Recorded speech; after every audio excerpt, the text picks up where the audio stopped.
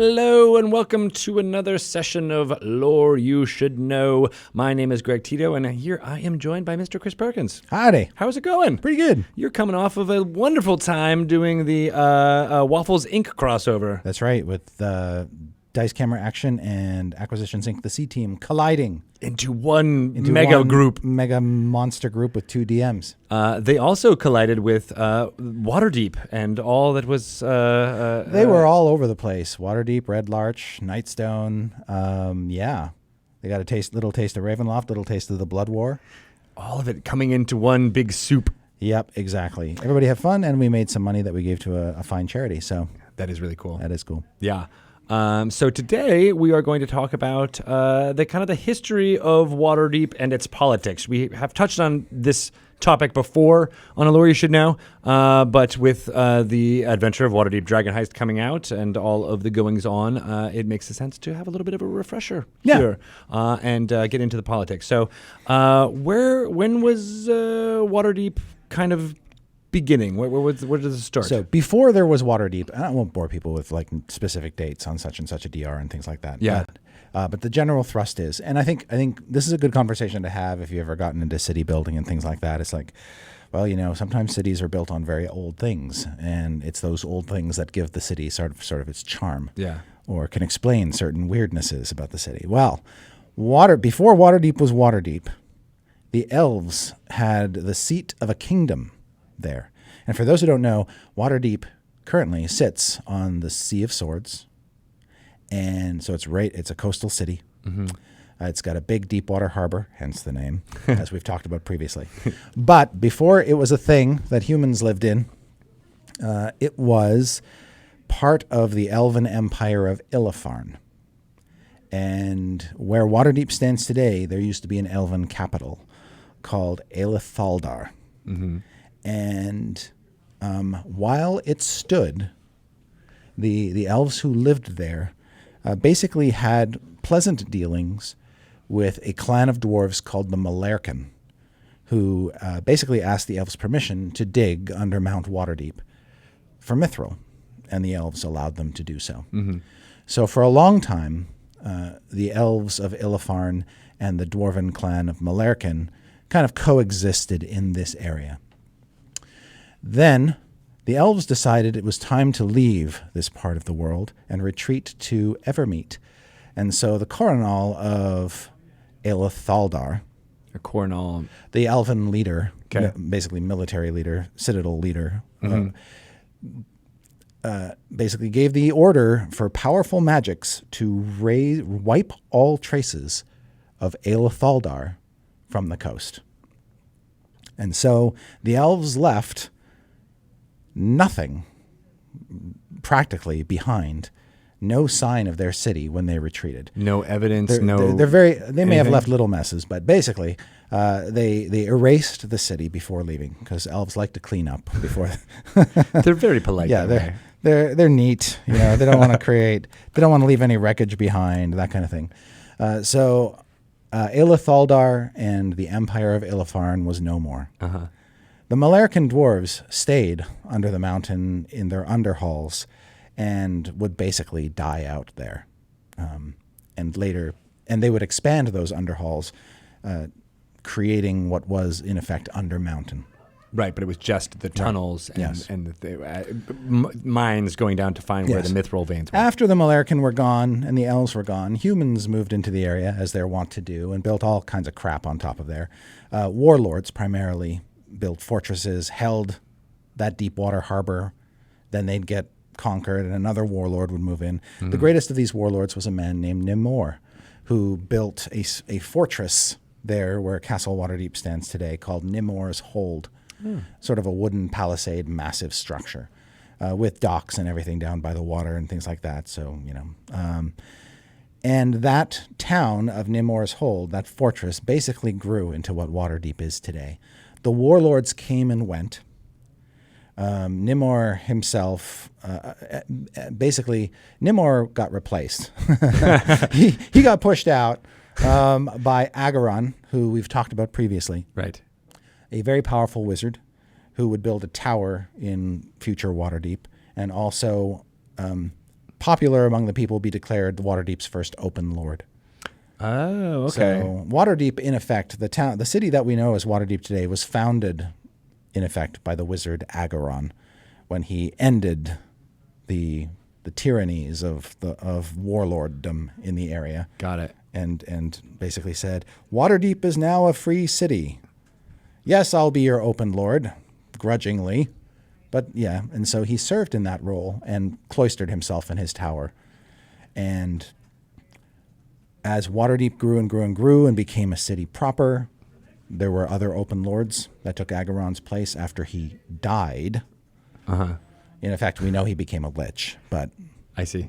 he lived on, but basically got out of politics. He was like, I'm not going to be in charge of this anymore. But he was the one that was responsible for setting up the open lord and secret lord. He set up all the government, basically. Right. And said, this is how it shall work, and this is the only way it will probably can work. And so it's been that way ever since. And the system of government in Waterdeep is built around the Lords of Waterdeep, which includes an open lord, who's kind of like a figurehead, but actually has power. Right. Who everybody knows the identity of.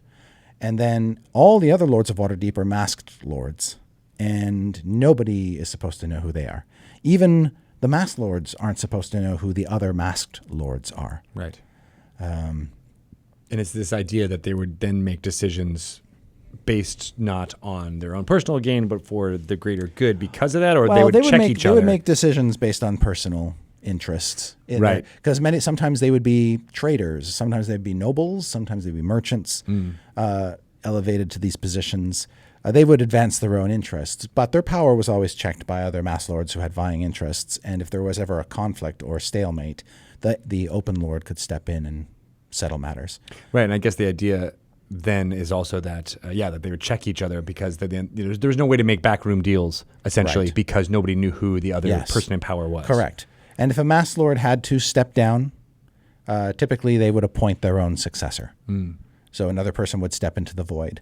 And when mass lords do convene, they wear these garments and these bucket helms that magically make them all look the same and sound the same so that they are indistinguishable from one another, thus perpetuating the myth of who they are and hiding their identities and creating the impression that all of them are equal voices.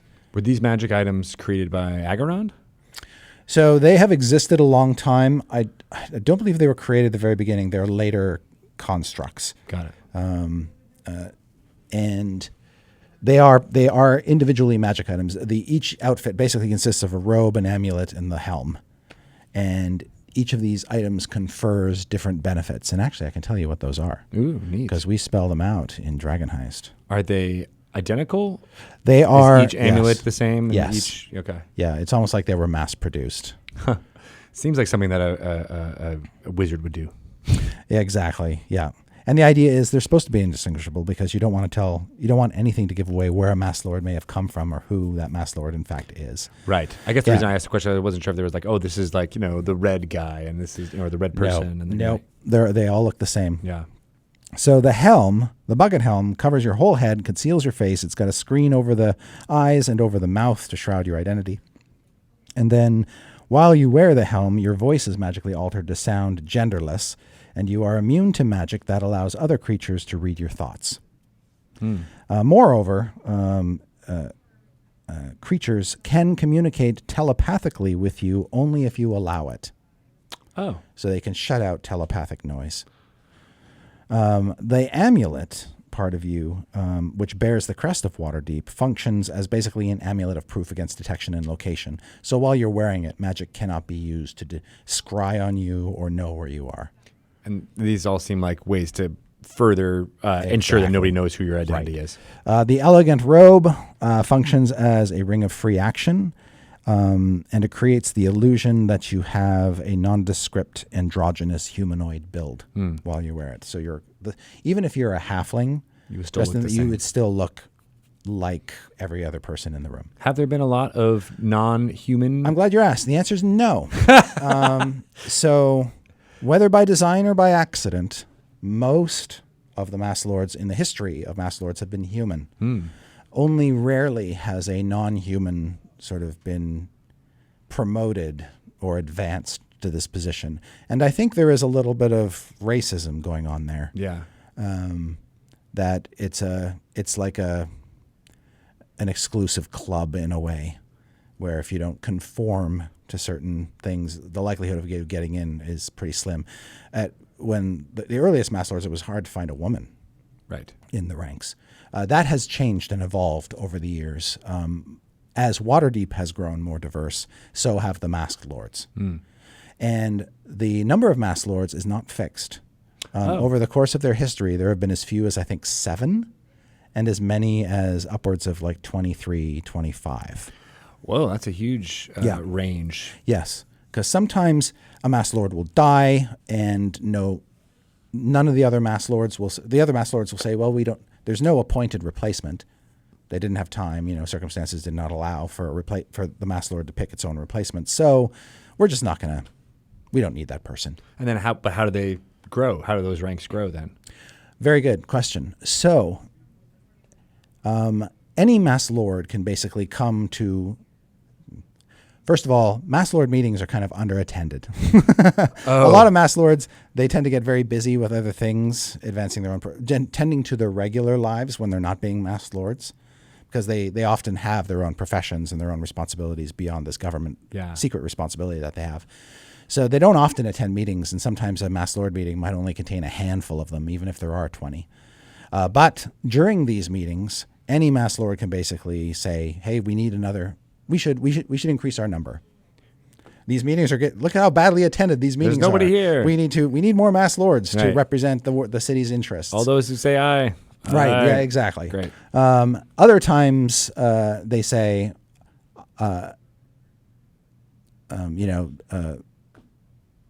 "I'm retiring, and this is going to be my replacement. This is who I'm putting forward as the person to supplant me." And then they're voted on. Then that person's name is voted on, and the Open Lord will break ties. Or the Open Lord can actually say that person is not valid for whatever reason. They've got a criminal record, blah, blah, blah, blah, blah, whatever she wants or he wants. But how would they know who the person being nominated for a Masked Lord is? So they submit, the Masked Lord submits the information to the Open Lord. Then the Open Lord basically does the analysis. Because the Open Lord will then know who that Masked Lord is and determine whether or not they're eligible. Okay. Now, Masked Lords have been killed off previously. In Ed Greenwood's novel Death Masks, several Masked Lords get assassinated, and that diminishes their number greatly. And after that event, Open Lord Laryl Silverhand had to basically appoint or look at recommendations for new people and then start to fill out the ranks. And then, characters in streaming shows all of a sudden become Masked Lords, and you're like, what's going on here? Right, yes. Exactly. Then Omen Dran somehow becomes a Masked Lord. All hell breaks loose. Yeah, and to be honest, not all Masked Lords are as keen on upholding the standards of anonymity. Really? Case in point, one of Laral's closest companions and advisors is an adventurer named Mert, who we've met at the Stream of Many Eyes. That's right. And he's a Masked Lord. And we're not supposed to know that. Has he always been? He's been for a long time. Okay. Yeah. Can you get removed from being a Masked Lord? Are there ex-Masked Lords in the city? There are some that have willfully removed themselves. Basically, I don't want to deal with this government crap anymore. I'm going to go back to my regularly scheduled life. Thank you. Yeah. And they can be thrown out if their identities are known and they've endangered or somehow stained the government with their actions. But most likely because their identities are so carefully guarded, the only way they're going to get removed is if they die or step down. Got it. But Mert, basically, he is a Masked Lord. He has the power of Masked Lord, but he just can't be bothered with the pretense. Right. His personality is such that he doesn't care who knows he's a Masked Lord. In fact, he probably uses that to great benefit in his business, being like, oh, by the way, I'm a masked lord. That doesn't hurt. Yeah. There's always risks because you'll be a magnet for people who are, got issues with the government as it's run. Yeah. So there are benefits to having anonymity, but Mert is a former adventurer, so he can take care of himself. Right. Is basically the long and short of it. So how do the masked and lords... probably his robe doesn't fit anymore. He's gotten a little fat. That's weird. It's magic. It's a magic robe. It just changes. Plus, it's not his color. How do the masked lords... do they appoint the open lord, or how does that work? Yes. So they vote on the open lord, and they can remove the open lord. They all sort of either vote or vote by proxy if they're unhappy with the open lord, and they can appoint a new one. And majority rules in that case.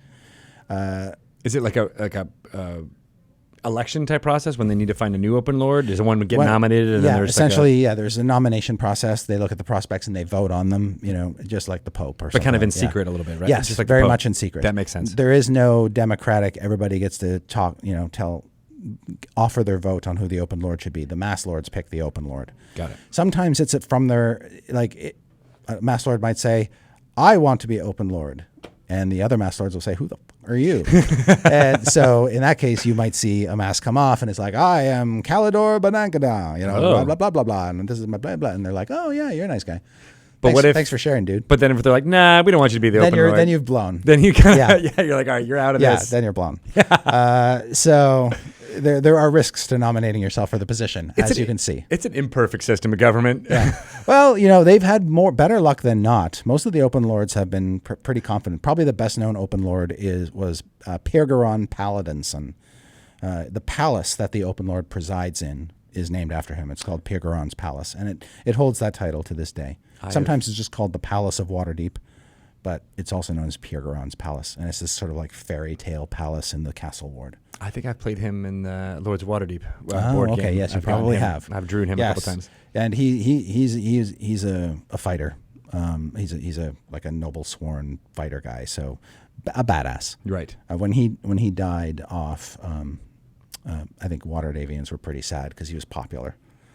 He built the cool palace, right? That's right. Less popular was Open Lord Dagalt Never Ember.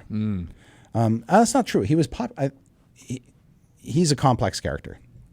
In some ways, very grounded, nice guy, good drinking buddy. Good guy to go drinking with. That makes sense. Yeah. Terrible bureaucrat. He's not a good politician. Yes. No, and he was corrupt. And that became perfectly obvious, particularly when he went off to Neverwinter to rebuild it after the volcanic eruption there, and basically used a bunch of... He embezzled a lot of money to do it, and he neglected Waterdeep in favor of Neverwinter. He liked Neverwinter because he wasn't being accosted by guilds and nobles every day wanting things. Right. The power structure in Neverwinter is completely different from Waterdeep. There, and we'll talk about this momentarily, nobles and guilds have a lot less sway. Right. And so he could basically install himself as regent there, and nobody could question his power. He was basically an absolute ruler. And so he hung out there like all the time, even though he was technically the open lord of Waterdeep. So the masked lords voted him off. They said he is no longer open lord. It was, pretty unanimous decision. It created a vacancy, which they ultimately filled with Laeral Silverhand, which was kind of an inspired choice. And she, can we talk a little bit about her, since she's absolutely kind of the biggest political figure? She is the biggest political figure in Waterdeep right now. She's one of the Seven Sisters, which we've talked about previously. Right. A chosen of Mistra, which means she has tremendous arcane magical powers. She's over 1,000 years old, but she's human.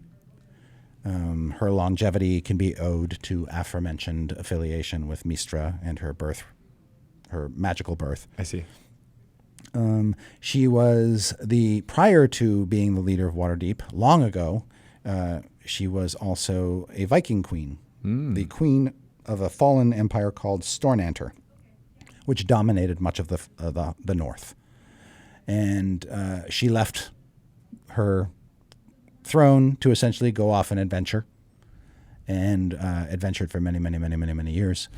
And was an adventurer up to the point where the Mass Lord said, "Please come and run our city."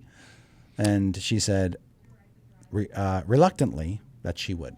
Was she not a resident of Waterdeep at the time? Periodically, she has been. She was not a resident at the time she was asked, but she has been a resident of Waterdeep in the past.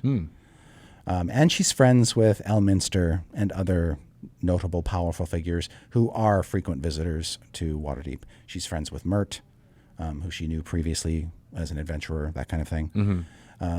She has a lot of her ties go back to Ed Greenwood's own home campaign.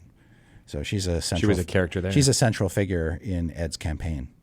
And why? Why do you think she was an inspired choice by the Mass Lords to be the? Because she has the perspective of longevity, the wisdom of having been a ruler before, having lived outside of society before. I think her age brings tremendous wisdom, and also her magic brings her tremendous respect. Waterdeep attracts wizards like Candle and moths.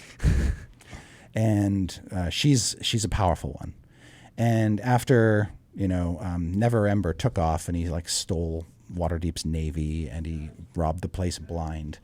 And given all the threats of the spell plague and all the things that have happened to Waterdeep over the years, troll wars and things like that, having somebody in place who's got a cool head on her shoulders and real magic at her disposal, it just brings a lot of reassurance.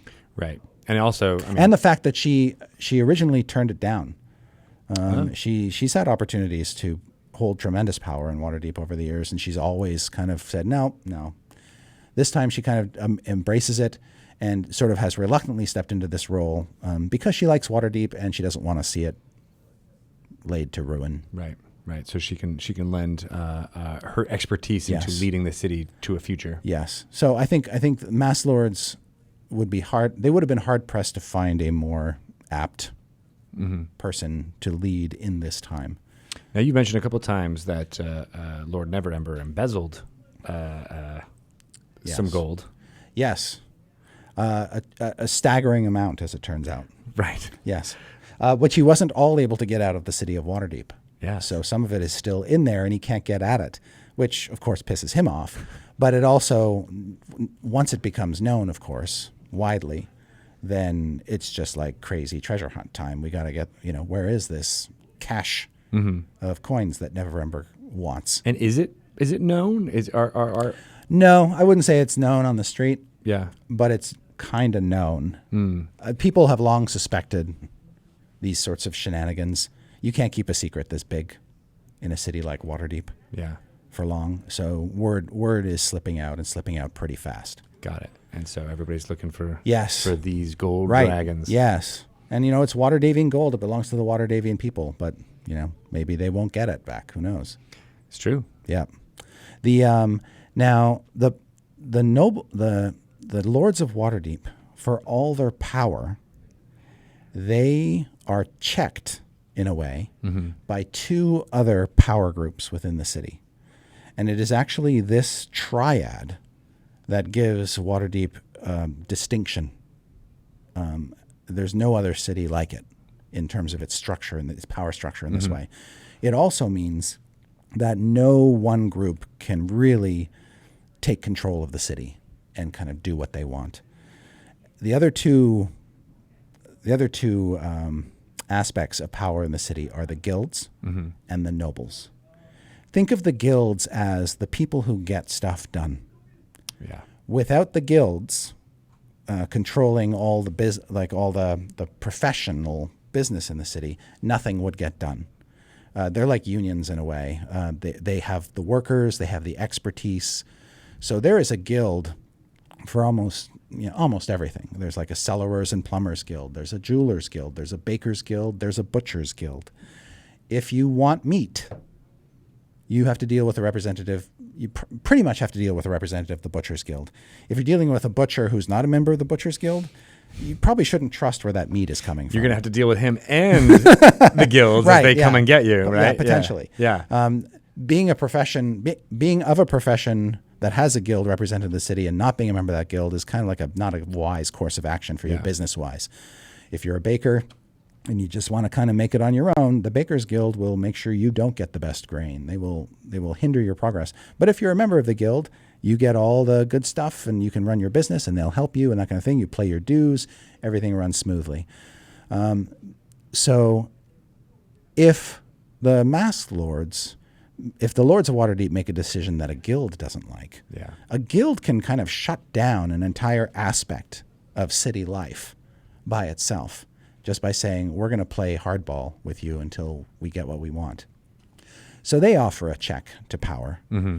And if you get multiple guilds angry at you for a political decision. And do they often work together on that type of thing? Like, okay, fact, we'll trade your influence on this issue for that issue? I would say based on readings of novels and things, most of a Masked Lord's time is spent dealing with guild representatives to try to keep the guilds happy and to make sure that the city is running. Makes sense.